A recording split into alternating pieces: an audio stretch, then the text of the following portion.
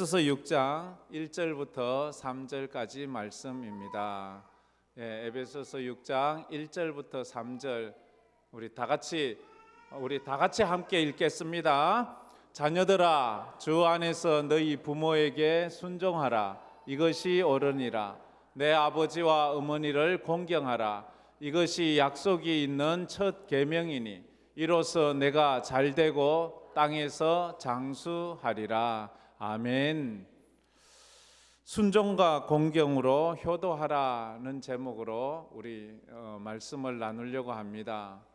잘 들어보시고 오늘 두 포인트라고 했는데 우리가 또 이 어버이 주일을 맞이해서 어떻게 효도해야 되는지를 우리가 알아가면 좋을 것 같습니다. 어느 시인이 말했습니다. 세상에서 가장 아름다운 단어가 있는데 그 단어는 엄마라고 합니다. 우리 주일학교 아이들, 세상에서 가장 아름다운 단어가 뭐라고요? 엄마라는 단어입니다. 엄마라는 단어는 어려서 잘 모르는 애들도 있지만 이제 나이가 많아질수록, 나이가 점점 더 많아 60이 넘고 70이 넘을수록 엄마라는 단어를 자기 입으로 부를 수 있으면 가장 행복하답니다. 그리고 그 단어에 마음이 아리고 마음이 짠해진다고 합니다.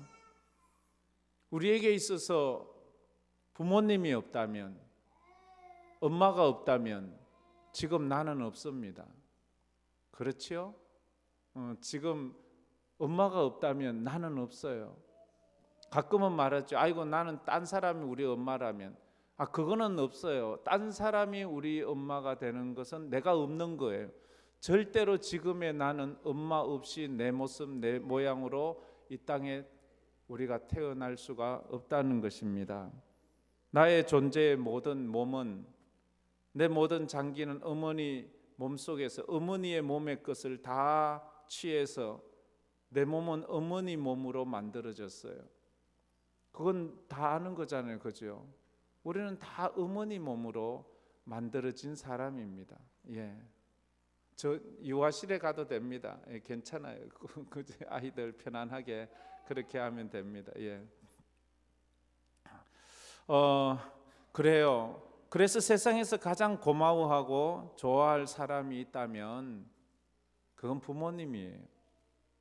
그래서 우리는 부모님을 가장 좋아하고 사랑해야 하는 것입니다. 그래서 10계명 중에서 제5계명이 내 부모에게 효도하라 이 말이잖아요. 그죠? 내 부모를 공경하라입니다. 10계명은 하나님과의 관계를 이야기하는 것이 1계명에서 4계명이고 사람과의 관계를 이야기하는 것이 5계명에서 10계명입니다. 사람과의 관계에서 제일 첫 번째 계명이 내 부모를 공경하라입니다. 세상에서 가장 중요한 인간관계는 친구가 아니에요. 부모님이에요. 부모님과의 관계가 바르게 돼야지 그 다음에 모든 관계가 바르게 될 수 있다는 것을 이야기를 하고 있습니다. 왜요? 그러면 부모님이 어떤 분이길래 그 부모님과의 관계가 그렇게 중요합니까? 부모님은 내게 생명을 주신 분이에요. 내게 이 몸을 주신 분이에요. 그래서 부모님과의 관계가 제일 중요하다. 내 몸은 그래서 내 몸은 다 부모님에게서 왔잖아요. 그죠? 그래서 이 몸은 내가 함부로 할 수 있는 게 아니에요. 부모님이 주신 것이기 때문에 소중하게 생각을 해야 합니다.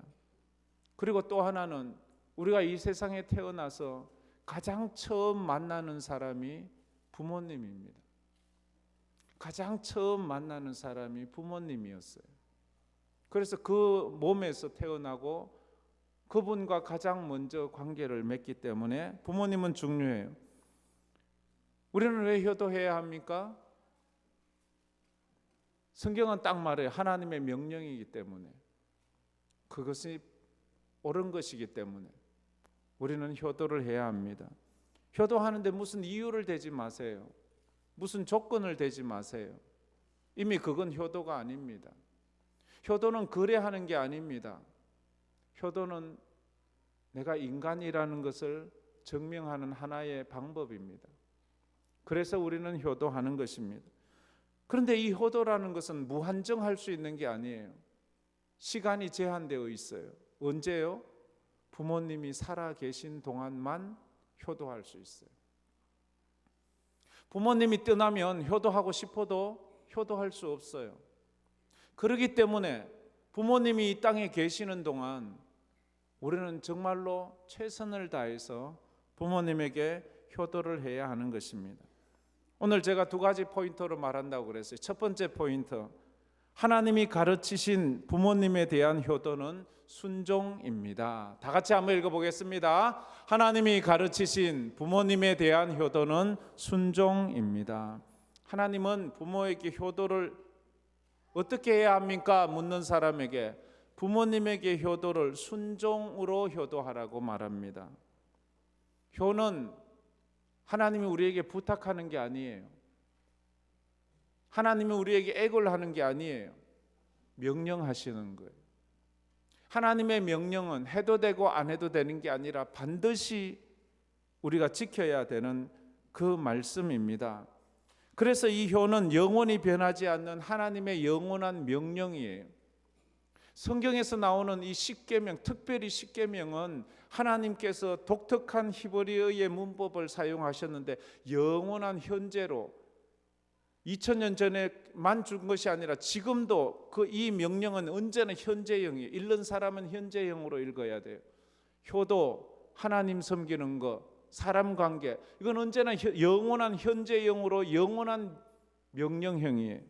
그래서 우리는 이 하나님 안에서 순종해야 돼. 1절 말씀에 이 순종을 말하죠. 다 같이 1절 읽겠습니다. 자녀들아, 주 안에서 너희 부모에게 순종하라. 이것이 옳으니라. 너희 부모에게 순종하라. 순종함으로 부모님에게 효도하라. 그렇게 말합니다. 순종이란 뜻이 뭘까요? 어떻게 해야 우리가 순종할 수 있을까요? 순종을 위해서 첫 번째로 부모의 권위를 인정해야 돼요. 부모님이 나의 부모님이라는 것을 인정해야 돼요. 부모님이 내게 생명 주셨음을 인정해야 돼요. 내게 생명 주신 분이고 내게 이 몸을 주신 분이에요. 그러기에 그 권위 앞에서는 우리가 부모님은 나보다도 못 배웠고 나보다 힘도 없고 어떠고, 아니요. 우리에게 생명을 주신 분이 바로 그분이에요. 그러니까 그 권위 앞에서는 우리가 함부로 말할 수 없어요. 누가 우리에게 생명을 주십니까?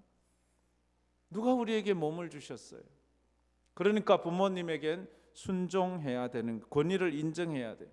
그 부모님이 나를 먹이고 말도 가르치고 손을 붙잡아 내게 걸음마를 가르치신 분이 바로 우리 부모님이에요. 누가 나에게 걸음마를 가르쳤어요? 누가 나에게 옷을 사줬나요? 누가 나를 학교에 보내주셨나요? 우리 부모님이. 그 권위를 인정해야 돼요. 부모님이 나에게 몸을 주시고 생명을 주시고 나를 양육하셨다는 이 하나에도 그 부모님에게 순종해야 되는 것입니다. 순종한다는 말이 무슨 말이에요? 순종한다는 것은 부모님의 말을 경청한다는 거예요.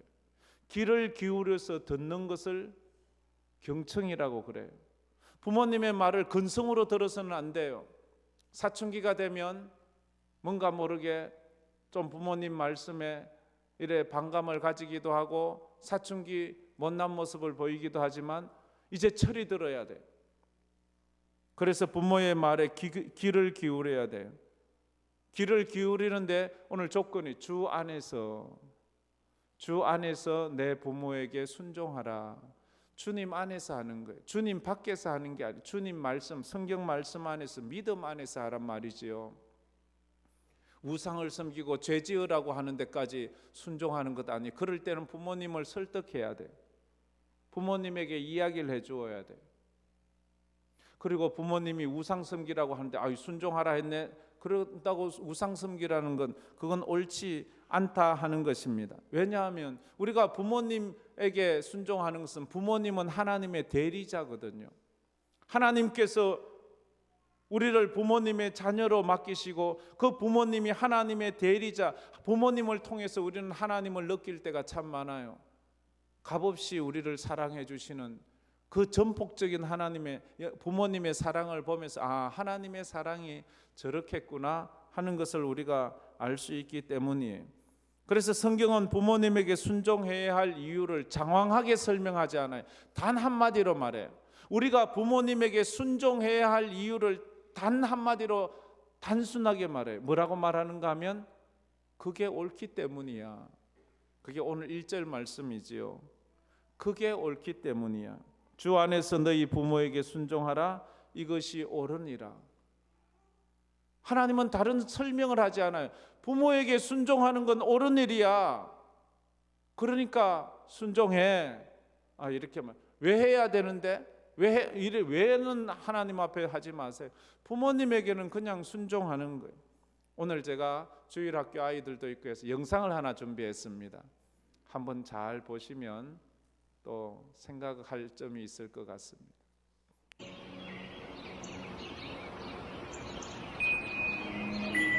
저것이 무엇이냐고 물은 그 참새를 말합니다.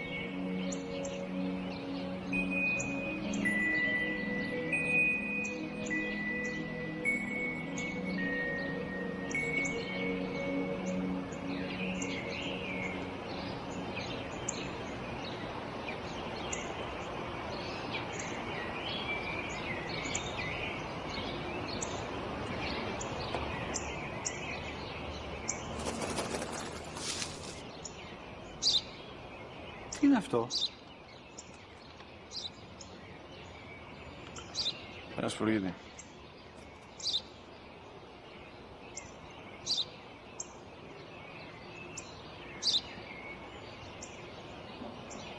Τι είναι αυτό?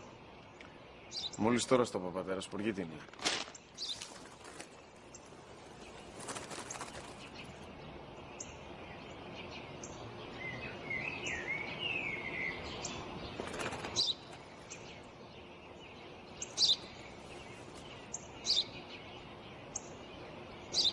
Τι είναι αυτό? Ένα σπουργίτι είναι, πατέρα. Ένα σπουργίτι. Σπου-γι-τι.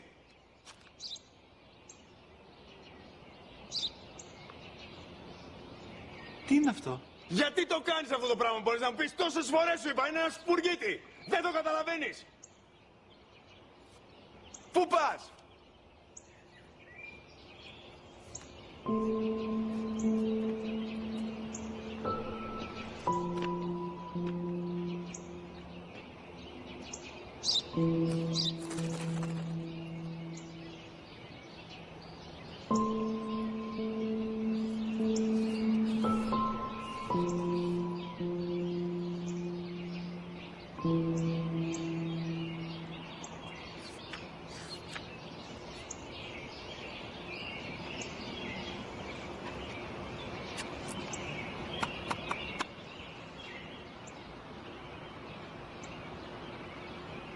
Δυνατά.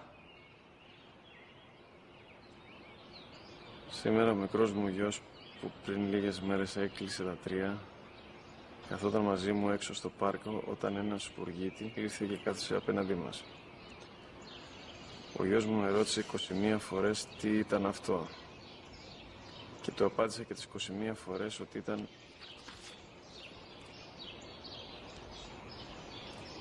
ένα σπουργίτι. Τον αγκάλιασα τρυφερά και τις 21 φορές που μου έκανε την ίδια ερώτηση, ξανά και ξανά, χωρίς να εκνευριστώ, νιώθοντας στοργή για το αθώο μου αγοράκι.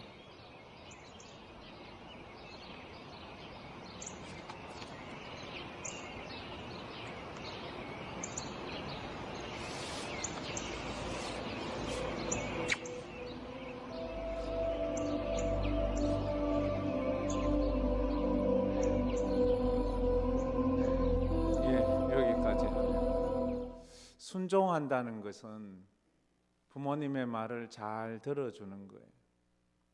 근데 우리는 한두 번 들으면 이제 그만 귀찮다고 말하고 또 그 말한다고 그러고 그래요. 순종함으로 효도하라고. 두 번째는 하나님이 가르치신 부모님에 대한 효도는 공경입니다. 다 같이 읽어봅시다. 하나님이 가르치신 부모님에 대한 효도는 공경입니다. 공경이래. 2절 말씀에 말하고 있습니다. 2절 말씀 다 같이 읽겠습니다. 내 아버지와 어머니를 공경하라. 이것은 약속이 있는 첫 계명이니. 내 어머니와 아버지와 어머니를 공경하래요. 공경한다는 말이 무슨 뜻일까요? 공경한다는 말은 그 부모님을 무겁게 여기라 이런 뜻을 가지고 가볍게 여기지 말고 무겁게 여기라 그런 말을 하고 있습니다. 부모님의 무엇을 무겁게 여기란 말입니까? 부모님의 말씀을 무겁게 여기란 거죠. 가볍게 여기지 말라는 거예요. 부모님이 살아온 인생을 무겁게 생각하라는 거예요. 부모님의 인생을 하찮게 생각해서는 안 돼요. 어쩌면 부모님의 말씀이 우리만큼 멋지고 유창하지 않을 수 있어요. 부모님이 살아온 인생이 우리처럼 고급지지 않고 좀 그렇게 우리보다는 못한 인생, 허들의 인생, 좀 볼품없는 인생을 살아왔을 수 있지만 부모님의 말씀과 부모님의 살아온 인생을 무겁게 생각하라는 것입니다. 부모님의 인생이 비록 초라해 보여도 그 하시는 그 일로 그 부모님은 나를 먹이시고 입히시고 가르치고 여기까지 그 으스러지는 몸으로 우리를 양육해 주셨기 때문에 부모님의 인생을 가볍게 여겨서는 안 되는 거예요. 무시해서는 안 되는 거예요. 하찮게 여겨서는 안 되는 거예요. 가끔은 우리가 부모님을 무시할 때가 참 많습니다. 부모님을 하찮게 여길 때가 참 많습니다. 부모님을 귀찮아할 때가 참 많습니다. 그래서 우리가 공경해야 하는 것입니다. 공경한다는 뜻은 또 무슨 뜻이 있는가 하면 명예롭게 여긴다는 거예요. 명예롭게 여긴다는 말은 다시 말해서 자랑스럽게 여긴다는 거예요.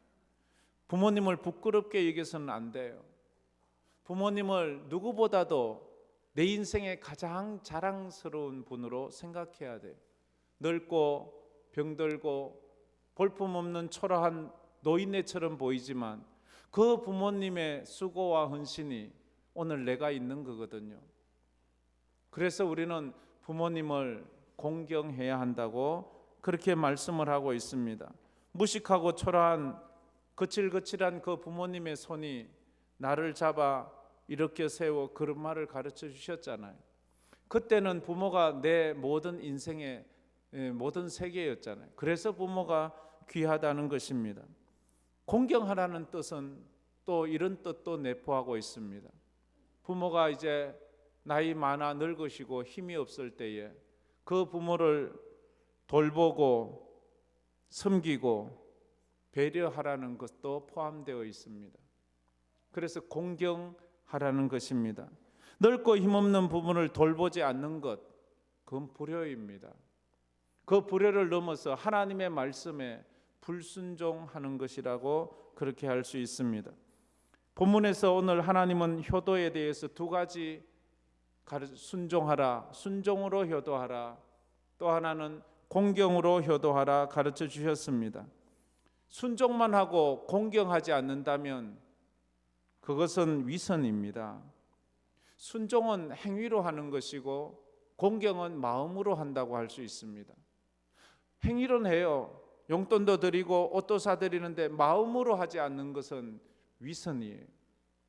그런데 순종 없이 공경만 마음으로만 한다는 것은 그건 하나님 앞에 불순종하는 것입니다. 있어서 하는 것 아니에요. 남아서 하는 것 아니에요. 최선을 다해서 하는 것입니다. 그래서 순종과 공경에 대한 해석을 어느 신학자는 이렇게 했습니다.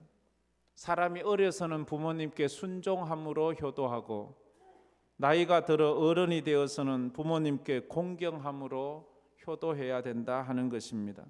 어려서는 자기가 뭐 돈 벌어올 수 없어요.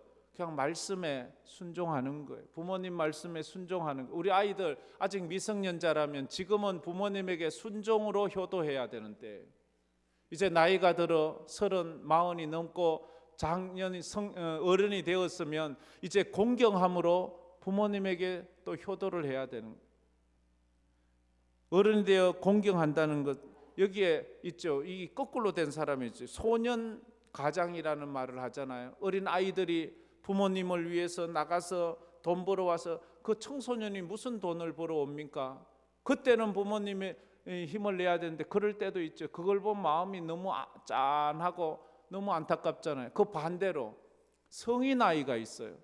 이미 나이가 많아 이제 성인이 되었는데도 아직도 부모님에게 용돈 받고 아직도 부모님에게 빌부터 산다는 것은, 그것은 또 옳지 않은, 그것도 봐도 마음이 안타까운 거예요. 부모님을 섬기고 부모님을 돌보고 부모님을 책임져야 될 그 나이에 아직도 어린애처럼 한다는 것은 성인 아이라고 할 수 있습니다. 어려서는 부모님의 말씀을 잘 듣는 순종함으로 효도를 해야 하고, 어른이 되어서는 부모님을 명예롭게 잘 섬기고 돌봄으로 공경함으로 효도를 해야 한다는 것입니다. 오래전에 KBS 1TV에 우리말 겨루기라는 프로그램이 있습니다. 그 프로그램에 나온 문제입니다.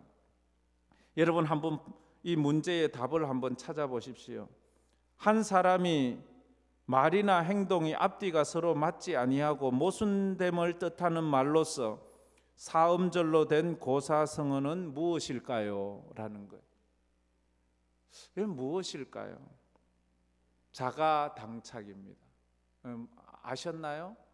자가당착. 자신의 말과 행동이 서로 앞뒤가 맞지 않는다는 의미입니다. 우리는 이걸 모순이라고도 말합니다. 자기 모순.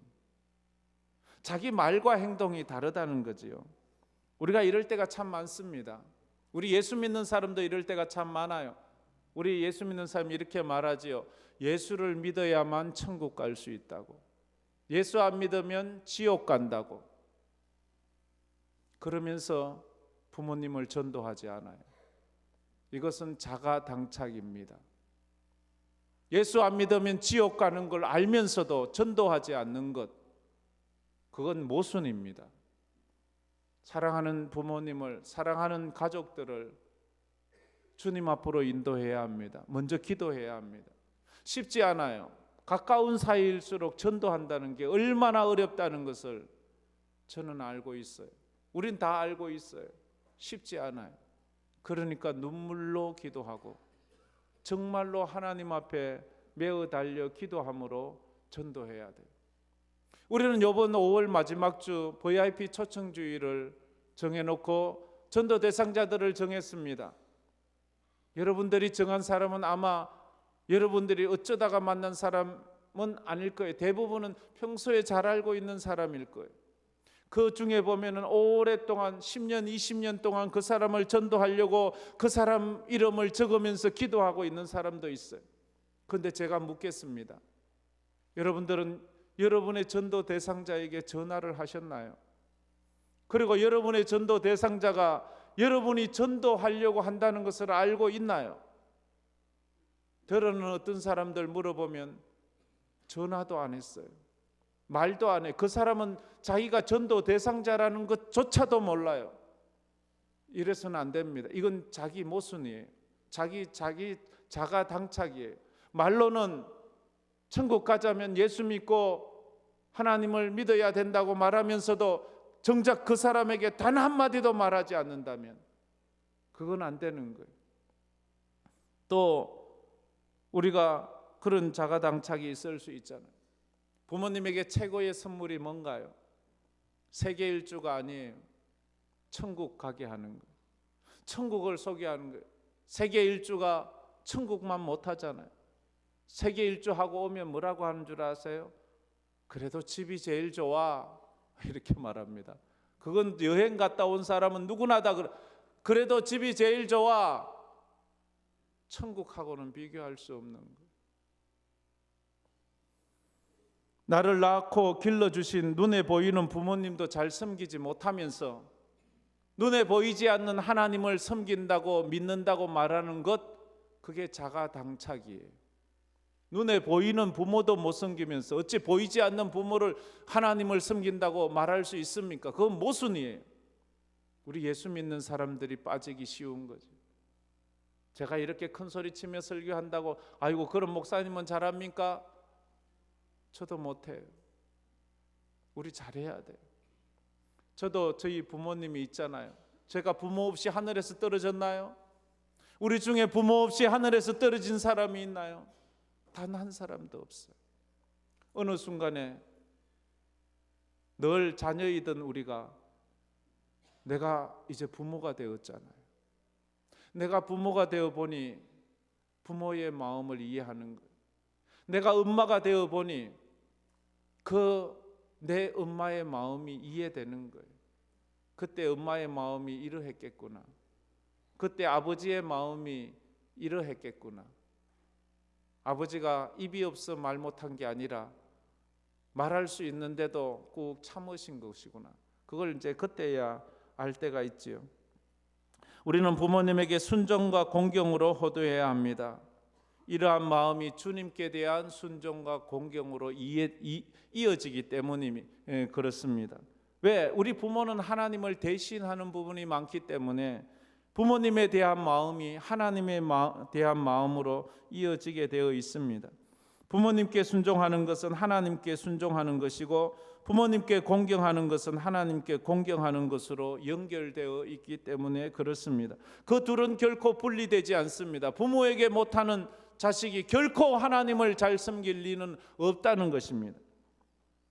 그래서 부모님께 잘해야 하나님께도 잘할 수 있습니다. 부모의 은혜를 깨닫는 자만이 하나님의 은혜를 깨달을 수가 있습니다. 오늘 제가 숙제를 내려고 합니다. 부모님이 살아계시다면 우리 주일학교 아이들은 특별히 오늘 잠자리 들기 전에 부모님에게 전화하세요. 같은 집에 살고 있어도 자기 방에서 부모님에게 전화하세요. 전화해서 너무 긴 말 할 것 없고 엄마, 아빠 감사해요. 사랑해요. 나는 엄마가 내 엄마라서 자랑스럽고 아빠가 내 아빠라서 자랑스러워요. 이것만 하세요. 그러면 엄마 아빠가 뭐라고 할까요?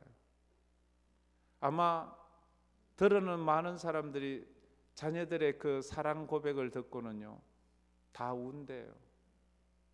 왜 울까요? 슬퍼서? 아니면 너무 행복해서.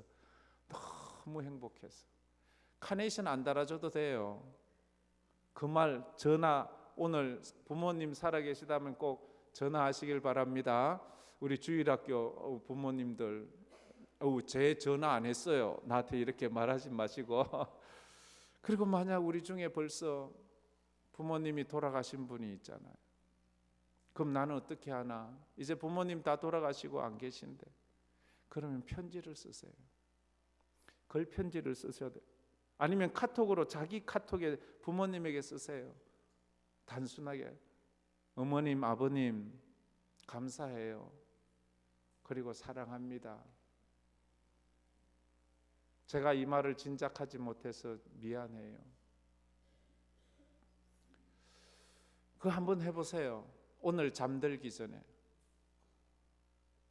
살아계시다면 전화로, 돌아가셨다면 글편지로.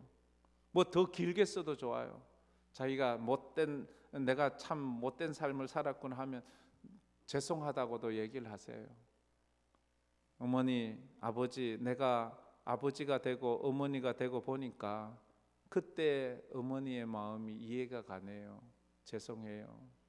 이런 말을 해도 되잖아요. 그런 우리 성도들 되기를 바랍니다. 자, 우리 앞뒤 좌우로 옆에 있는 부모님이나 자식이 있다면 더 친근감을 가지고 다 인사합시다. 사랑합니다. 또 한마디 감사합니다.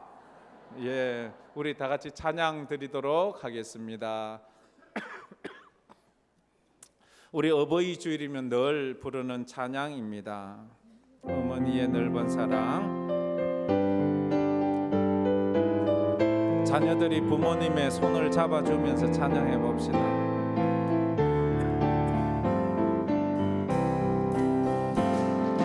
어머니의 넓은 사랑 귀하고도 귀하다. 그 사랑이 언제든지 나를 감싸줍니다. 내가 울 때 어머니는 주께 기도드리고, 내가 기뻐 웃을 때에 찬송 부르십니다.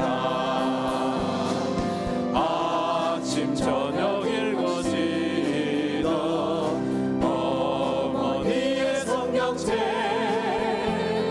손에 남은 구절마다 모습 본 듯합니다. 믿는 자는 누구든지 영생함을 얻으리. 들려주신 귀한 말씀 이제 힘이 됩니다. 홀로 누워 괴로울 때 헤매다가 지칠 때 부르시던 찬송 소리 귀에 살아옵니다. 반석에서 샘물나고 황무지의 꽃길이